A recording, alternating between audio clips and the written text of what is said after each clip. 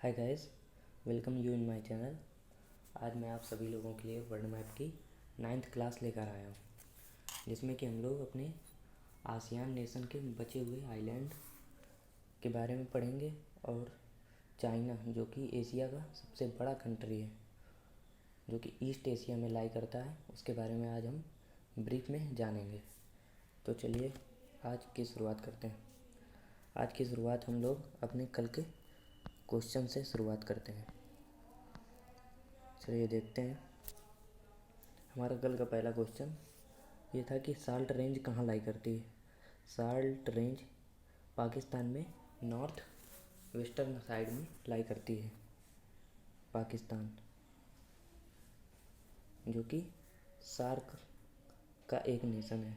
Point Pedro, जो कि northern most point है श्रीलंका का।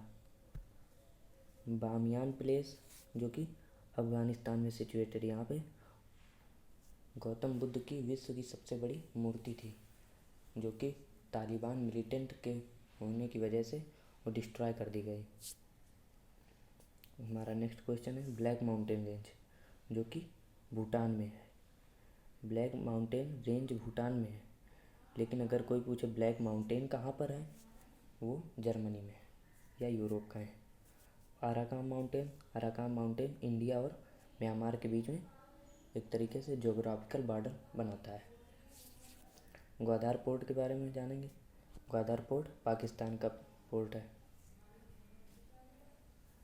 और name of countries lie in golden crescent, तो गोल्डन क्रीसेंट यहाँ पे ओपियम का ट्रेड सबसे ज़्यादा होता है, इसीलिए यहाँ ये ईरान, अफ़गानिस्तान और पाकिस्तान के बॉर्डर में आता है।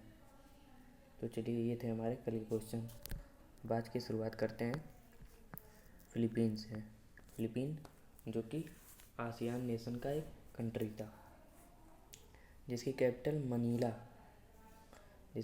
क्या है, मनीला है।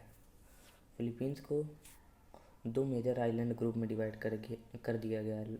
नॉर्थ साइड के आइलैंड को कहते हैं लुजोन और साउथ के मिंडानाओ। ये दो आइलैंड हैं। फिलीपींस ये भी एक ग्रुप ऑफ आइलैंड से बना हुआ है, ऐसे करके बना हुआ बहुत सारे आइलैंड ग्रुप हैं। तो ऊपर के साइड को लुजोन कहते हैं और नीचे वाले साइड को मिंडानाओ। तो जो हमारी कैपिटल है वो लुजोन आइलैंड में पड़ती है, तो ये हमें ध्यान देते हुए चलना है। और इंडोनेशिया की कैपिटल, जो कि जकार्ता है, वो कौन से आइलैंड पे पड़ती है, जावा पे। तो ये सबसे ज़्यादा क्वेश्चन पूछे जाते हैं। इंडोनेशिया की कैपिटल किस आइलैंड ग्रुप में पड़ती है, जावा पे। और फिलीपींस की कैपिटल मनीला कौन से आइलैंड ग्रुप में आती है, लुजोन आइलैंड ग्रुप। और एडीबी, जो कि एशियन डेवलपमेंट बैंक का हेडक्वार्टर कहाँ पर है, मनीला। और अगर पूछे इंटरनेशनल राइस रिसर्च सेंटर कहाँ पर है, ये भी फिलीपींस की कैपिटल मनीला में है। अगर पूछे राइस रिसर्च सेंटर पूछे, जो कि उड़ीसा के कटक में है, कटक शहर में, वहीं से हमारे नेताजी सुभाष चंद्र बोस थे। अब एक और इम्पॉर्टेंट क्वेश्चन है, जो कि वर्ल्ड की डीपेस्ट ट्रेंच, जिसको आप लोग जान रहे होंगे, मारियाना ट्रेंच कहते हैं, मारियाना की खाई पैसिफिक ओशियन में। ये फिलीपीन से ईस्टर्न डायरेक्शन में सिचुएटेड है। फिलीपीन से ईस्टर्न डायरेक्शन में, क्योंकि वो रीजन सब पैसिफिक ओशियन कहा जाता है ना, तो इसीलिए फिलीपीन से ईस्टर्न डायरेक्शन में हमें मारियाना ट्रेंच मिलती है। इसकी लगभग डेप्थ ऑन एन एवरेज है 11 किलोमीटर के अप्रॉक्स। चलते हैं अब हम नेक्स्ट आइलैंड, जो कि साउथ ईस्ट एशिया में तो आता है, लेकिन आसियान का एक कंट्री नहीं है। अब ये क्यों नहीं है, तो ये कंट्री आसियान ग्रुप में इसलिए ज्वाइन नहीं कर पाया क्योंकि ये इंडोनेशिया से कंट्रोवर्शियल रिलेशन में है।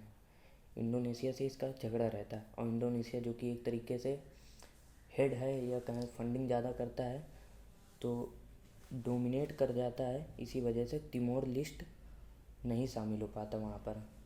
पहले इस कंट्री पर या यूँ कहें इस आइलैंड पर पहले पुर्तगाल का अधिकार था। पुर्तगालों ने लगभग 400 साल तक यहाँ पर राज किया। फिर उसके बाद इंडोनेशिया ने अपनी टेरिटरी में कर लिया। फिर इंडोनेशिया से ये तिमोर लिस्ट बहुत सारे युद्ध लड़ा और फिर बाद में चलकर खुद को एक तरीके से इंडिपेंडेंट डिक्लेयर कर लिया। और इसी के चलते ये आसियान नेशन में ज्वाइन नहीं हो पाया। जिसकी कैपिटल क्या है? दिल्ली। ये आपको याद करते हुए चलना है, इसकी कैपिटल दिल्ली है। चलिए आज विश्व के और अपने एशिया के सबसे फेमस नेशन और सबसे कंट्रोवर्शियल, जो कि हमेशा विवाद में रहता है, जिसकी पॉलिसी एक ऐसी है जो कि विवादों से घिर जाती है और हमेशा ये दूसरे नेबरिंग कंट्रीज़ को परेशान करने में लगा रहता है, इसीलिए ये विवाद से घिरा रहता है, जो कि कोई और कंट्री नहीं, हमारा चाइना है, नेबरिंग कंट्रीज। ये ईस्ट एशिया में लाई करता है। अब एशिया की लार्जेस्ट कंट्री कहाँ है, चाहे जिस बेसिस पे कहें, एरिया के बेसिस में कहें तो भी चाइना है, पॉपुलेशन के बेसिस पे कहें तो भी चाइना है। अब कुछ लोग कहेंगे रसिया है एशिया की सबसे बड़ी कंट्री, तो हम इस बारे में बताना चाहेंगे रसिया यूरोप में आता है। किसी भी कंट्री को अगर बताया जाता है कि वो किस रीजन में, किस कॉन्टिनेंट में लाई करेगा, तो उसकी कैपिटल से हम देखते हैं। रसिया की कैपिटल जो कि मॉस्को है, ये यूरोप में लाई करती है, इसीलिए रसिया यूरोपियन कंट्री है। रसिया वर्ल्ड में बड़ा होगा एरिया के अकॉर्डिंग, लेकिन अगर एशिया में देखेंगे तो एशिया में हमारा चाइना है। ये छोटी सी डिफरेंस थी, इसीलिए आपको ये ध्यान में रखना है। अब ये चाइना का मैप है एक तरीके से, तो ये जितने भी रीजन या प्रोविंस दिख रहे हैं आपको, ये सब मेजर प्रोविंस मैंने बना दिए हैं। अब देखें ये पूरी चाइना का बॉर्डर है। अब ये नीचे वाला साउथ रीजन लगभग ये तिब्बत रीजन है, जिसको चाइना ने 1959 में हड़प लिया था इलीगली। और ये शिनजियांग, ये जिनजियांग प्रोविंस है चाइना का। और ये हान चाइना सिटी, हान चाइना शहर है, ये चाइना का सबसे हाईली डेवलप्ड प्रोविंस है। और ये चाइना की एक तरीके से खोपड़ी का है, ये चाइना का सबसे नॉर्दर्न पार्ट का है। नॉर्दर्न पार्ट क्या, नॉर्थ ईस्टर्न पार्ट का है तो ज़्यादा सही रहेगा। ये मंचूरिया है। मंचूरिया प्रोविंस और हान चाइना प्रोविंस के बीच में ही बीजिंग, जो कि चाइना की कैपिटल है, और ये हान चाइना प्रोविंस के ईस्टर्न पार्ट में ये एक सिटी शंघाई सिटी दिख रही है। ये चाइना की मोस्ट पॉपुलेटेड सिटी है। ये वर्ल्ड की सेकंड मोस्ट पॉपुलेटेड सिटी में भी काउंट किया जाता है। ये एक चाइना का शहर हांगकांग, जो कि चर्चा में अक्सर रहता है विवाद के कारण, मकाऊ है। और ये चाइना के एक आइलैंड है, हैनान आइलैंड। यहाँ पे चाइना की नवल बेस है, चाइना की नौसेना का अड्डा भी है। और ये चाइना का गोबी डिजर्ट, जो कि वर्ल्ड का कोल्डेस्ट डिजर्ट कहते हैं, जहाँ पे लोग रहते हैं। और ये ऊपर मंगोलिया आ जाता है, मंगोलियन रीजन। तो ये गोबी डिजर्ट कुछ पार्ट चाइना में लाई करता है और कुछ पार्ट मंगोलिया में। चलते हैं कुछ इंपॉर्टेंट फैक्ट्स या पॉइंट जान लेते हैं। जैसा कि हम लोग देख रहे हैं, चाइना ने तिब्बत को इलीगली ऑक्यूपाइड किया था 1959 में, और इसी के चलते तिब्बत के जो धर्म गुरु थे दलाई लामा, वो अपने हिमाचल प्रदेश में शरण ले लिए, धर्मशाला में रहने लगे आकर। और इन्हीं सब के चलते और चाइना ने 1962 में भारत पर आक्रमण कर दिया और चाइना ने अक्साई चीन को इलीगली ऑक्यूपाइड कर लिया। ये तो उसकी नीतियाँ हैं। और शंघाई सिटी चाइना का मोस्ट पॉपुलेटेड सिटी है, जैसा कि हम बता चुके हैं पहले ही। अब हान चाइना हाईली डेवलप्ड प्रोविंस है चाइना का। हांगकांग, हांगकांग क्यों चर्चा में रहता है, क्योंकि ये ब्रिटेन गवर्नमेंट के अंडर में था। ब्रिटेन गवर्नमेंट ने इसको चाइना को 1997 में दिया था, और इस एग्रीमेंट पे दिया था कि चाइनीज़ गवर्नमेंट ज़्यादा इस सिटी पर इंटरफेयर नहीं करेगी, वो भी कब तक, 50 सालों तक। लेकिन चाइना को तो अपनी मनमानी करने से कौन रोक सकता है, तो उसने अपने रूल्स और रेगुलेशन धीरे धीरे अप्लाई करना चालू कर दिए कुछ सालों बाद। इसीलिए हांगकांग के जो हांगकांग सिटी है वहाँ के लोग इसीलिए चाइना से परेशान रहते हैं। और ये किस लिए ब्रिटेन गवर्नमेंट यहाँ पर रूल करती थी? ब्रिटेन गवर्नमेंट अपने फ़ायदे के लिए, जो कि ये फेमस था ओपियम के ट्रेड के लिए। ब्रिटेन गवर्नमेंट इंडिया से ओपियम मंगाती थी और यहीं से बेचती थी, यहाँ से सस्ता पड़ जाता था और हमारे देश के मज़दूर लोग से काम लेती थी। तो ये आलम था। चलते हैं चाइना के कुछ जोग्राफिकल फीचर देख लेते हैं। चाइना के मेजर रिवर हैं 3। कौन कौन सी? वांगहो रिवर, यांगसी रिवर और Mekong river. Yangtze river Asia की लार्जेस्ट रिवर है, ये आपको याद करते हुए चलना है। यांगसी रिवर एशिया की लार्जेस्ट रिवर है। और वांगहो रिवर को येलो रिवर के नाम से भी जानते हैं और इसको सारो ऑफ चाइना भी कहते हैं। चाइना में सबसे ज़्यादा बाढ़ वांगहो रिवर लाती है। और चाइनीज़ सभ्यता का पालना या चाइनीज़ सभ्यता सबसे ज़्यादा पली बड़ी वांगहो नदी के किनारे ही है, इसीलिए चाइनीज़ सभ्यता का पालना भी इसी नदी को कहते हैं। इस नदी के बारे में अक्सर पूछा जाता है एग्जाम में। येलो रिवर किसे कहते हैं? वांगहो नदी को। सारो ऑफ चाइना किसे कहते हैं? वांगहो नदी को। और चाइनीज़ सभ्यता का पालना किसे कहते हैं? वांगहो नदी को। यांगसी रिवर के बारे में ज़्यादा फैक्ट नहीं है, बस इतना है जान लो, एशिया की लार्जेस्ट रिवर है। मेकॉन्ग रिवर जो कि चाइना से निकलती है, ये लाओस, थाईलैंड, कंबोडिया होते हुए गल्फ ऑफ थाईलैंड या साउथ चाइना सी में गिर जाती है। अब इसी में गोल्डन ट्रायंगल कंट्रोवर्सी भी थी। कौन कौन से 3 कंट्री आते थे आसियान नेशन के? Myanmar, Thailand, Laos. ये क्यों आते थे कंट्रोवर्सी में? क्योंकि ये तीनों चाहते हैं कि मैं डैम बना लूँ, मैं डैम बना लूँ। और इसके और कुछ मेजर रिवर्स के बारे में यहाँ से जो निकलती हैं, जो कि मानसरोवर लेक तिब्बत रीजन में लाई करता है, जो कि अब चाइना का एक तरीके से अधिकार है। वहाँ से Indus river, Sutlej river, Brahmaputra river. Indus river निकलती है और सतलज रिवर इंडस रिवर से मीठनकोट में पाकिस्तान में मिल जाती है। यहीं से ब्रह्मपुत्र रिवर भी मानसरोवर लेक से निकलती है। तो ये थी कुछ मेजर रिवर।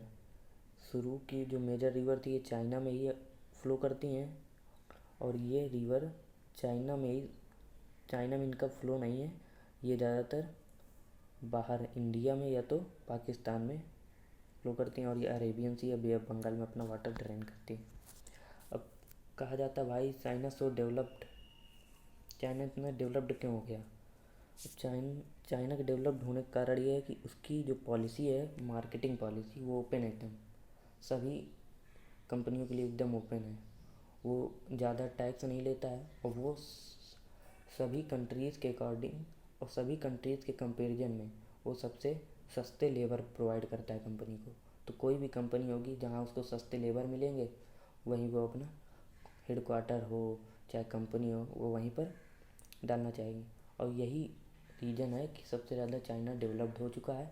इलेक्ट्रिकल के मामले में ले लो या कोई भी इकोनॉमी के मामले में ले लो, सबसे ज़्यादा चाइना ही डेवलप्ड है। और वहाँ का एक ये भी है कि वहाँ की डिसिप्लिन और स्ट्रिक्ट पॉलिसी है। वहाँ पर अगर लेबर को 8 बजे प्रेजेंट होना है कंपनी में तो 8 बजे ही जाता है, क्योंकि वहाँ की ऐसी पॉलिसी है कि अगर आप लेट हो रहे हैं, आपकी कंपनी नहीं तो आपको तुरंत हटा दिया जाएगा। लेकिन यहाँ पे क्या है, सरकारी नौकरी आप कर रहे हैं तो कोई दिक्कत नहीं है, सरकारी नौकरी आप कर रहे हैं तो कोई दिक्कत ही नहीं है, टाइम से आए या ना आए। यहाँ पर अगर सरकारी नौकरी करने वाला, उसको आने का तो टाइम का कुछ पता ही नहीं, लेकिन जाने के लिए वो 1 घंटा पहले से ही तैयारी बनाए रहता है। और जब सरकार प्राइवेटाइज्ड करती है तब हम ही लोग खड़े हो जाते हैं कि क्यों सरकार प्राइवेटाइज्ड कर रही है, क्योंकि सरकार को आउटपुट मिल ही नहीं रहा। जिस हिसाब से सरकार अपना एनालाइज करती है कि उसको ये आउटपुट मिलना चाहिए, उसको वो मिलता नहीं, इसीलिए सरकार प्राइवेटाइज्ड कर रही है। अगर आप अच्छा काम करेंगे तो ऑब्वियस है कि सरकार प्राइवेटाइज्ड क्यों करेगी। और प्राइवेटाइज हो जाती है तो आप देखिए कितना अच्छे से काम होता है। यही आप साफ सीधा एग्जांपल ले लीजिए, आपको अगर SBI में खाता खुलवाना है तो आपको घंटों मशक्क़त करनी पड़ती है, बैंक मैनेजर से ये वो लोग ऐसे बात करते हैं। और आपको अगर HDFC या कोई और बैंक में प्राइवेट बैंक में खुलवाना है तो आप केवल डिटेल दीजिए, आपको तो शायद हमें लग रहा है घर में बैठे बैठे सब कुछ मिल जाएगा। तो ये होती हैं प्राइवेट और गवर्नमेंट में, यहाँ पे इंडिया में ऐसा सिस्टम है। और चाइना की जो फॉरेन पॉलिसी है वो एकदम स्ट्रेट फॉरवर्ड है, फ्लेक्सिबल नहीं है। अपने यहाँ सरकार बदलती है तो फॉरेन पॉलिसी हर एक सरकार के अकॉर्डिंग फ्लेक्सिबल ये बदलती रहती है। तो ये सब चीज़ें इंटरनेशनल रिलेशन में तभी इंडिया ज़्यादा कुछ उठकर आ नहीं पाता है, तभी चाइना से दब जाता है। और वहाँ पे लेबर स्किल्ड है। अब अब कुछ लोग कहेंगे स्किल्ड लेबर तो अपने यहाँ इंडिया में है, लेकिन मेरा मानना है कि अपने इंडिया में मल्टी टैलेंटेड लेबर है। और स्किल्ड लेबर और मल्टी टैलेंटेड लेबर में बस इतना सा डिफरेंस है कि स्किल्ड लेबर स्पेशलिस्ट होता है और मल्टी टैलेंटेड लेबर हर एक काम कर सकता है। हर एक काम मजबूरी होती है इंडिया में। कोई अगर एक पर्टिकुलर कंपनी में एक आदमी काम कर रहा है तो उसका कोई काम ये नहीं होता कि डिवाइड है कि यही काम करे, नहीं, उसको सब काम थमा देते हैं। जैसे आप सीधा देख लीजिए पुलिस वाला चोर को भी पकड़े, पुलिस वाला मर्डरर को भी पकड़े, कोई भी विवाद हो गया ज़मीन का तो पुलिस वाला उसको भी सुलटाए। तो पुलिस क्या क्या कर लेगी, यहाँ पे डिवीज़न ही नहीं है कोई भी। और वहाँ पर देख लीजिए हर एक चीज़ का स्किल्ड लेबर मिलेगा, स्किल्ड डिपार्टमेंट मिलेगा। इसीलिए चाइना डेवलप्ड है इन सब चीज़ों को लेकर। तो चलिए आज के लिए 2 क्वेश्चन है, ज़्यादा नहीं। पहला क्वेश्चन है कि which militant groups active in Sri Lanka and which region. ऐसा कौन सा मिलिटेंट ग्रुप है जो कि श्रीलंका में एक्टिव हुआ था और किस रीजन में एक्टिव हुआ था, ये आपको बताना। और स्मॉलेस्ट कॉन्टिनेंट बताना है आपको। स्मॉलेस्ट कॉन्टिनेंट एरिया के अकॉर्डिंग ही बताएंगे और किस बेसिस पे बताएंगे। तो ये आज के लिए बस इतना ही। अगर आपको क्लास थोड़ी सी भी इफेक्टिव लगे, अच्छी लगे, तो हमारे चैनल को लाइक शेयर और सब्सक्राइब कर दीजिएगा। तो चलिए, thank you, have a nice day.